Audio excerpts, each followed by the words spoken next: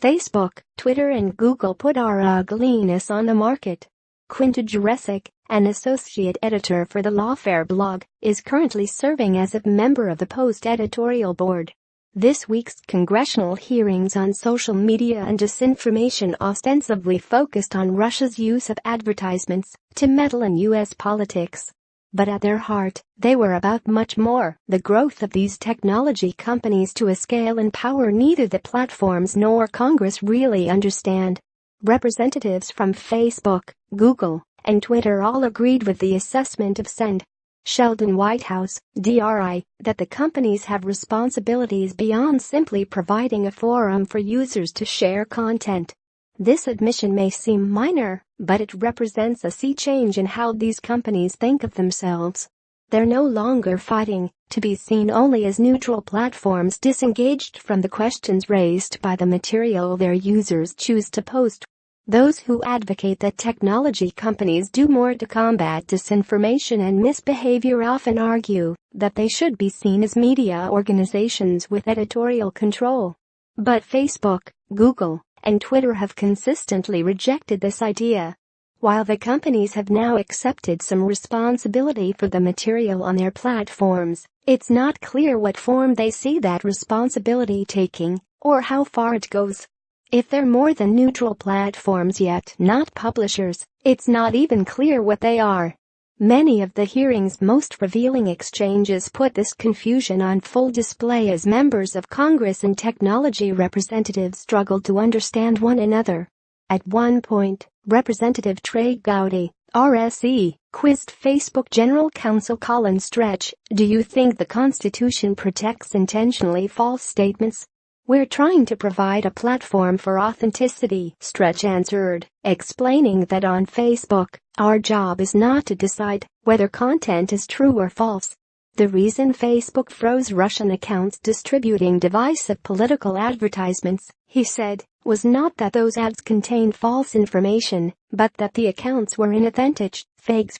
"For the life of me," Gowdy said, "I do not understand how a republic is served by provably, intentionally false information." The exchange was dizzying. Gowdy posed a question of constitutional law, which controls the government's behavior. Stretch responded by asserting Facebook's role as a platform, not a government, bound by its terms of service, which prohibit fake accounts, but take no position on truth or falsehood. Then Gowdy's closing remark pivoted back to the question of how Facebook shapes American society, as though the company were quasi-governmental. Other lawmakers expressed astonishment that Facebook stores more information on U.S. citizens than the federal government does. They questioned whether the company should understand itself as loyal to the United States or as some kind of amorphous transnational entity. Underlying all this confusion was a simple question to which no one, neither members of Congress nor the technology representatives, seemed to have an answer. What exactly are these companies? They are not newspapers, but have made themselves into the place where millions of citizens go every day to read news and discuss politics. They are not governments, but enjoy enormous authority, reaching across borders and negotiating with governments. They are extraordinarily powerful, but have so far evaded significant regulation, although that may change. They are not controlled by the constitutional limitations that bind U.S. government, and yet have established themselves as the inadvertent custodians of the country's democracy. This is how we end up with Senator Marco Rubio, our Florida, asking the entirely reasonable yet wholly absurd question of whether Russian election meddling violated Twitter's terms of service. According to Twitter's acting general counsel, Sean Edgett, it did not. And it's why the exchange between Stretch and Gowdy was so telling.